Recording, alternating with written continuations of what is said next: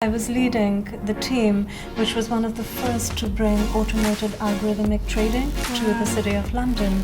And that was my first brush with AI. We have to encourage more women to take on senior roles for different reasons and valid reasons. As technology evolves, we will see new roles coming up. We will see new problems coming up that need to be solved, but also the unintended consequences of technology. It is inevitable, right?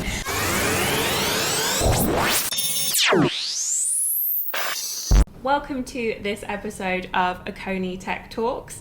Joining us today is the CEO of Shreem Growth Partners, international speaker and BBC commentator Aarti Samani. Thank you, Francesca. I'm so delighted to be here with you today. Oh, it's such a pleasure to have you here today, Aarti. Now, there's lots to talk about, but let's get straight into it. We'd love to know, where did your interest in tech first start? Yeah, interesting. So my father bought me a little Atari computer back in the 80s. It had rubber keys, etc. And the only few things it could do was play some games with a ball that bounces on the wall, etc. But that was my first introduction to technology, and it kind of got me started as I played with it a bit more, and I kind of started familiarizing with it. I got hooked into it.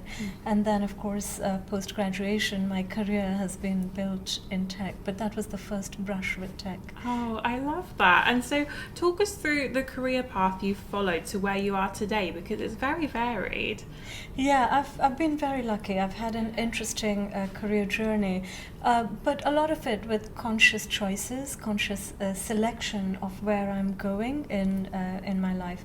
So post-graduation, I took on a graduate role in British Airways on their technology track of graduate program as an engineer, and I soon realized I actually enjoyed the commercial pieces of technology more than I enjoyed the coding. So I then transitioned into the commercial tech in investment banking for 12 years or so, working with some large banks across the world on trading floors across the world, Tokyo, Europe, elsewhere in Asia, Wall Street, etc.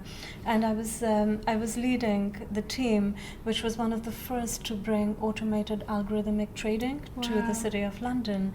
And that was my first brush with AI. Back in the day, it was called machine learning, and it wasn't AI as we know it today. But then I quickly realized that actually I wanted to be at the center of the action in terms of technology. So I then transitioned to working with high growth tech businesses in London, which was going through a boom. So we were trying to create or replicate Silicon Valley here in Old Street in London. And I was very lucky to be working with some of the forward-thinking businesses using cutting-edge AI tech at the time and solving real pertinent problems which others had overlooked. So that was sort of the next sort of 12 years of my career. And now I operate very much within the AI space, working with enterprises, SMEs as well, in guiding them in their fraud awareness program, in AI strategy, in organizational design, talent transformation programs, etc. And you said you went to university as well.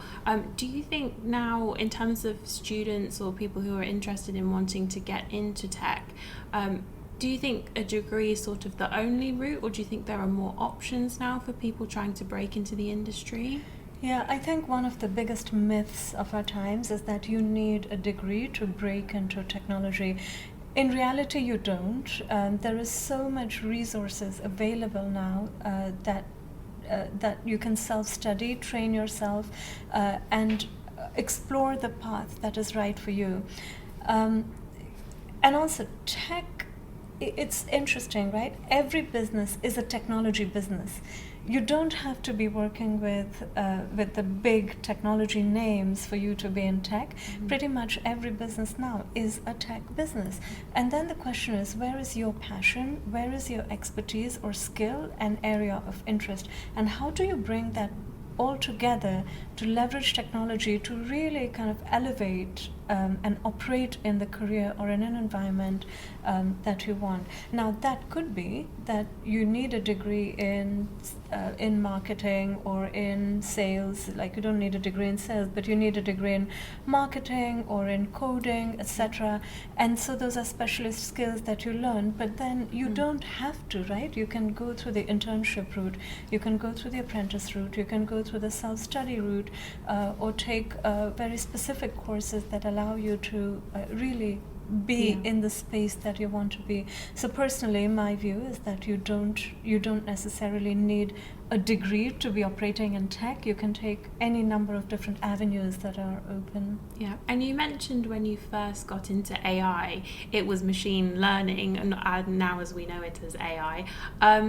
Where did that sort of interest and fascination with AI first start? Because it's quite a niche area. I mean, technology is so vast now, but AI is very on trend and current. It is on trend and current, yes, for the past 2 years or so. It's been, but it's not a fascination as such that began with AI. It was a natural evolution. So I operate from the core of a very strong and innate desire to make an impact and to always remain relevant and move with the times. So back in the day when Windows was a thing, it was, that was very current and on trend, right? But you have to continue to evolve and you have to continue to move with time. So as tech evolved, I evolved with it and I grew up with it. So back in 2003, 2004, when we were working with data for automated algorithmic trading, that was cutting edge technology at the time. Then in 2013, 2014, I was working with natural language processing, which was cutting edge at the time. Then I was working with simulated reality, then with computer vision, and so it goes. So I always, when I'm mentoring young people, I always say you have to keep moving. Like, stagnant waters are not great, right? They emanate negative energy, and so it is with life too. So with your career, with your learning, with your professional development, if you have an innate desire to continue to learn and to evolve, then you're always moving with times and you're always moving with trend. So, and you're always on trend. So my fascination, not a fascination as such, but moving and continuing to learn, continuing to evolve, and be in the center of where all the action is. That's where I thrive. And AI and tech generally, but latest tech, new tech, AI tech, allows you to create impact in a way that you have never been able to before. So we are living right now in extremely interesting times. We can all be broadcasters. The tech is available for us to be broadcasters. We can all be creators, right? The technology is available for us to be creators, to really put our passion out there in the world, to really put our message out there in the world and have people listen to what we want them to listen to. And other aspects, like if your passion is music or art or culture, tech allows you to not only create it, but to then bring it out to the world, which we've never had before, right? So it's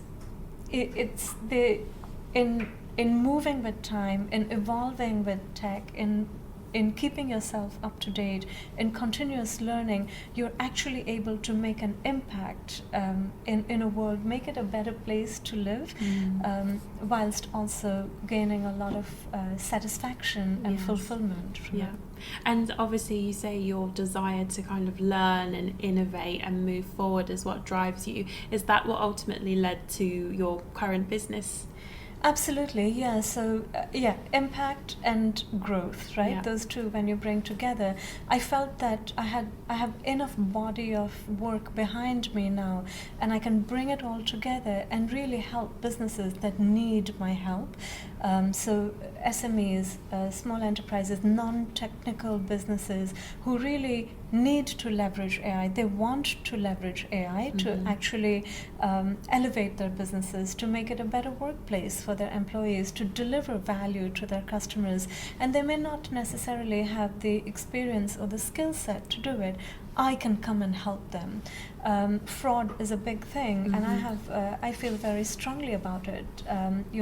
With AI comes good, but with AI also comes the downside, right? So how can I, given my background in biometric security, how can I bring that into organizations that I work with to ensure that their staff, their customers, everyone in the ecosystem have the right information, the right awareness in order to not fall victim to the perpetrators who are trying to cause damage in business. So it's all rooted in the same two things: the innate desire to have an impact and to learn and grow. Yes, and as you say, technology presents both amazing solutions to problems, but it can also create problems. Right. Do you think the way kind of technology is progressing, there'll be roles and problems that sort of evolve that we haven't even touched the surface with yet?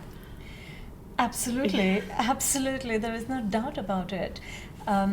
As technology evolves, we will see new roles coming up. We will see new problems coming up that need to be solved, but also the unintended consequences of technology. It is inevitable, right?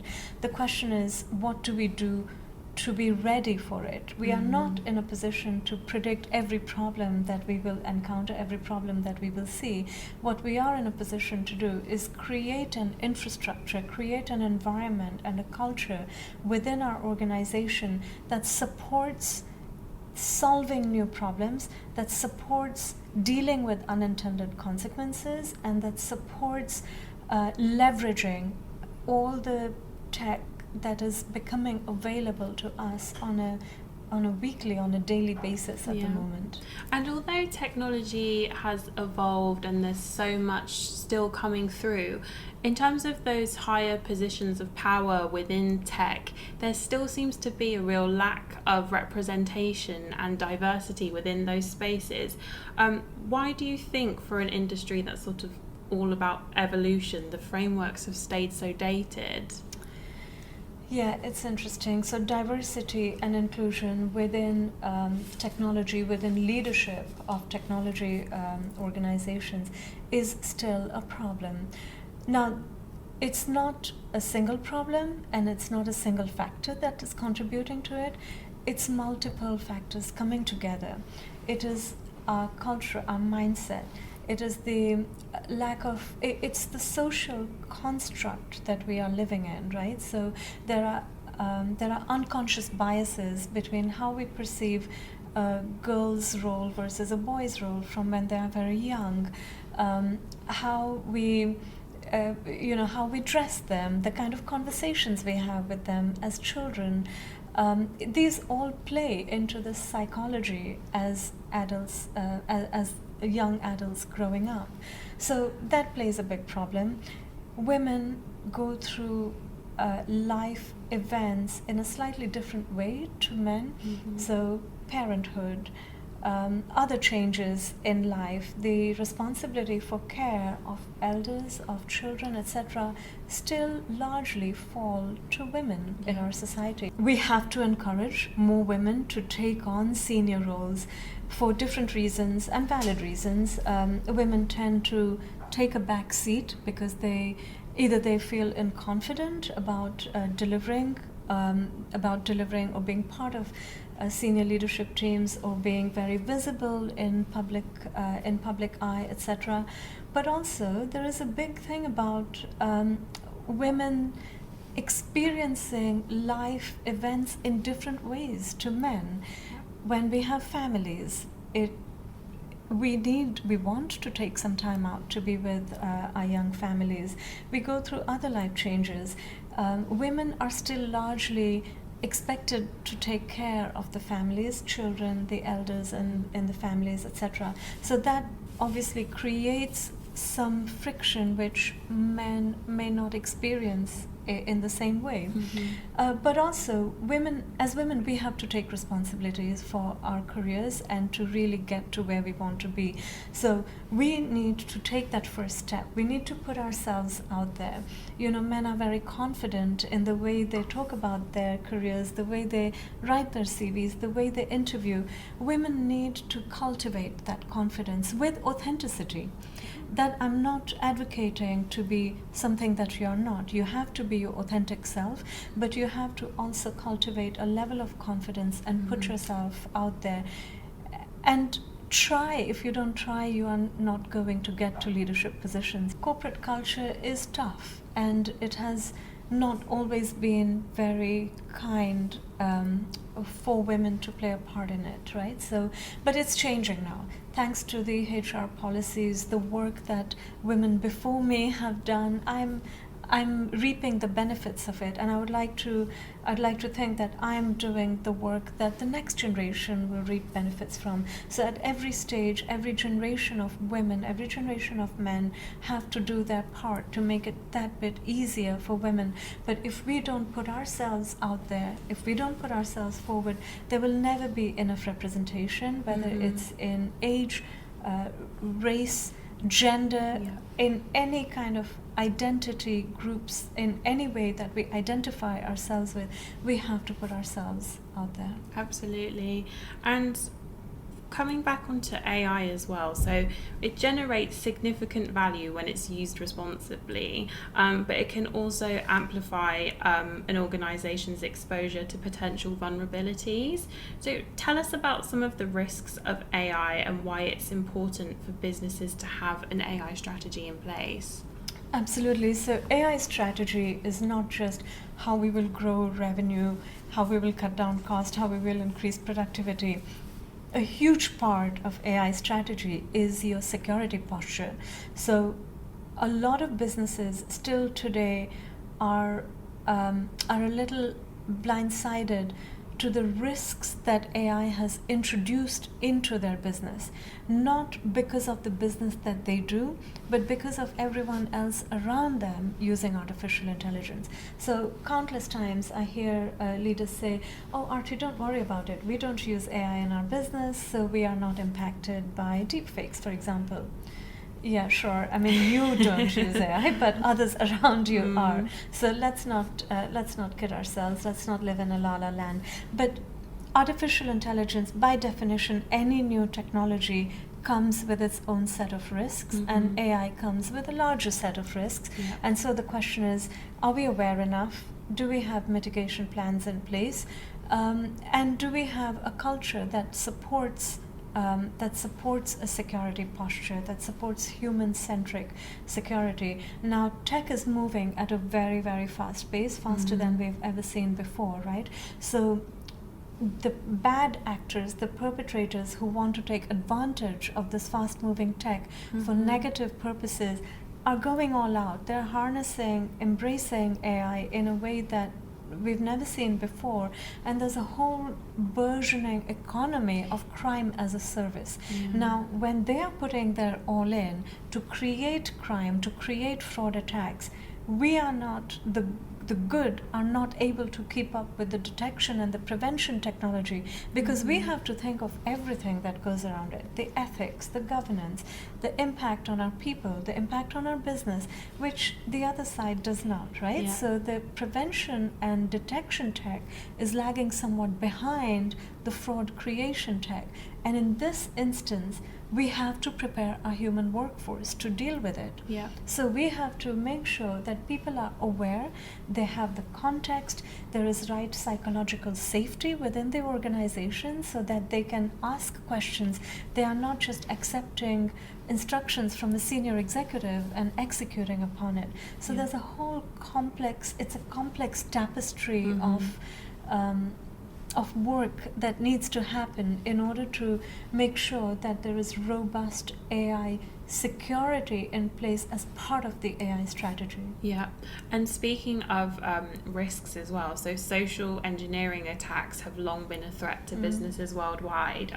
Statistically, it says compromising roughly 98% of cyber attacks worldwide. what are your thoughts on elevating elevating those social engineering risks? Huge. So there are, I use two phrases: AI generated risk, which is where synthetic media, deepfake faces, deepfake videos, voice cloning, etc. that comes under risks and frauds that are generated by AI.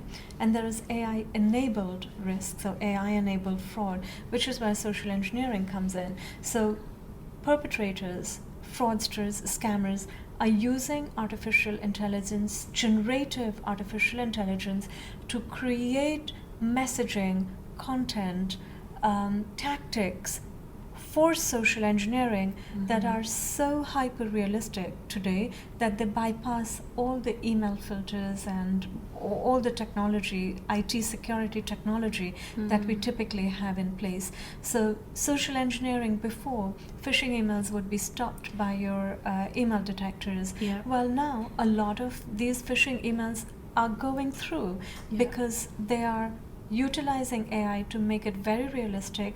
There's a whole prompt engineering for crime economy on the dark web, where there are prompt guides and prompting manuals to generate hyper-realistic social engineering content that are designed to trick even the savviest people within our communities. So AI-enabled risk as part of social engineering is a huge problem, and business leaders, CISOs, etc., need to be aware of it. They need to know how to deal with it, and they have to prepare the entire workforce to be able to deal and detect it. Yeah, and that kind of is a nice segue onto, speaking of AI's capabilities, we come onto the trending in tech round. So I was reading a really interesting article in The Spectator the other week, which was saying, will AI ever be funny? Because while AI can beat us at chess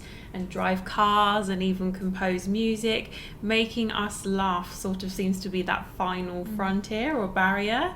An article was saying the problem with AI and comedy is it lacks any of the human nuance that makes something funny, like perspective on life.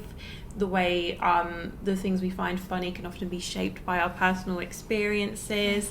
And so AI might be able to create a joke structure, but it doesn't have the ability to pull from personal experience. It lacks that point of view of situational awareness and context, so cultural awareness as well. These are all necessary to create great content as a comedian. But what are your thoughts on how AI and machine learning will evolve in the future? Do you think there will still be spaces and systems in place that AI won't be able to replicate? I would like to think so, yes. I mean, AI is as good as the content you put in and the people who train the algorithms, right?